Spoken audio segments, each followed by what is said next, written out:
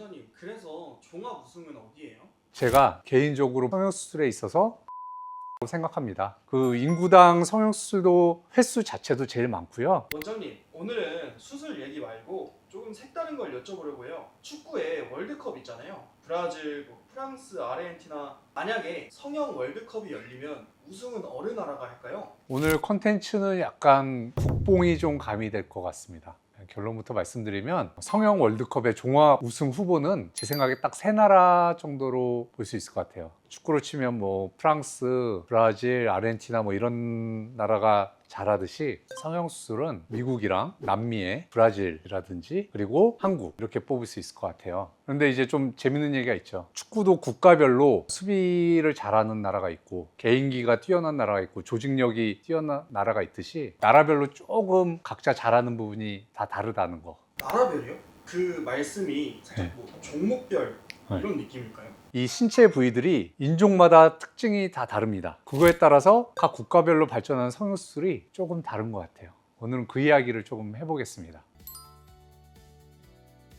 이건 뭐 고민할 것도 없이 대한민국이라고 볼 수 있을 것 같습니다. 프랑스나 브라질이 뭐 축구에서 만년 우승 후보듯이 눈성형에 있어서는 뭐 대한민국이 가장 최고로 칠 수 있고요. 인종적으로 서양 분들은 태어날 때부터 쌍꺼풀이 기본적으로 많이 장착돼 있죠. 근데 이제 아시아 쪽, 한국이 위치한 북동아시아 쪽에는 쌍꺼풀이 없는 무쌍이신 분들이 상당히 많으시거든요. 그래서 이 서양 쪽에서는 쌍꺼풀을 만드는 수술 자체가 한국만큼 그렇게 흔하고 대중적이진 않습니다. 이제 반대로 이제 아시아 쪽에서는 이 수술이 좀 압도적으로 많고요. 그 중에서도 한국은 연원을 따지자면 6.25 전쟁 때부터 쌍꺼풀 수술을 했다 뭐 이렇게 기록에도 조금 있는데요. 가장 대중적으로 많이 하고 가장 정교하게 눈에 대한 성형수술을 발전시켜 왔죠. 그러면 실제 통계도 그런 거예요? 질병으로 진료받거나 하면은 나라에서 다 집계를 하는데 성형수술은 사실 그렇게 되어 있지는 않습니다. 하지만 저희 주변을 둘러보면 여성분들 성년이 되거나 아니면 학생 시절부터 쌍꺼풀 수술 많이 받고요. 이제 나이가 드셔서 눈이 좀 불편해지거나 인상이 늙어 보인다는 이유 때문에도 상당히 많이 받고 이 눈 수술이 큰 수술을 하지 않아도 정말 효과가 크게 볼 수 있는 그런 성형수술이 되겠죠.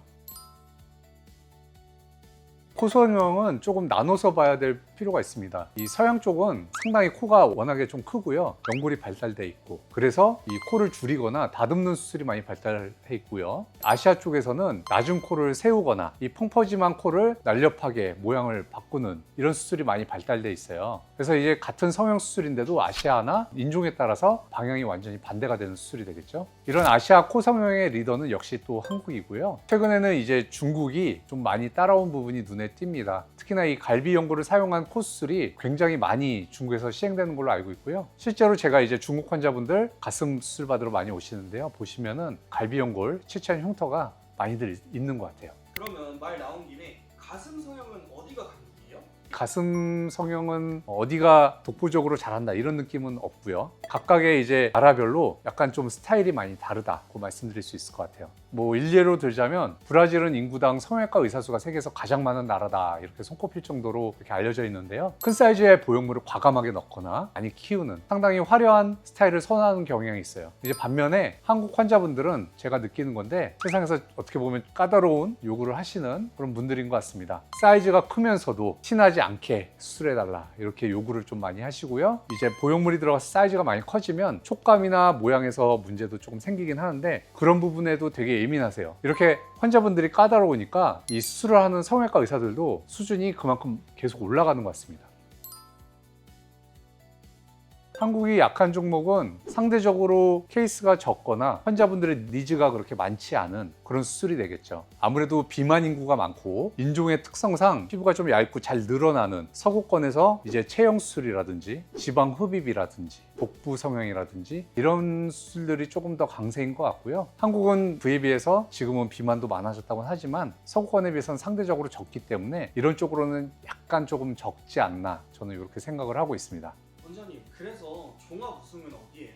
제가 개인적으로 성형수술에 있어서 당연히 한국이라고 생각합니다. 그 인구당 성형수술도 횟수 자체도 제일 많고요. 이제 여러분 뭐 강남이나 신사, 압구정 가보시면 정말 많은 성형외과가 있어요. 환자분들 요구도 많으시고 또 최근에는 환자분들의 요구에 맞추기 위해서 성형의 퀄리티도 많이 올라왔고요. 게다가 성형수술을 받기 위해서 전 세계에서 많이 오시거든요. 그렇기 때문에 제가 뽑자면은 성형수술 최고는 한국이다. 자신 있게 말씀드릴 수 있을 것 같아요. 시청해 주셔서 감사합니다.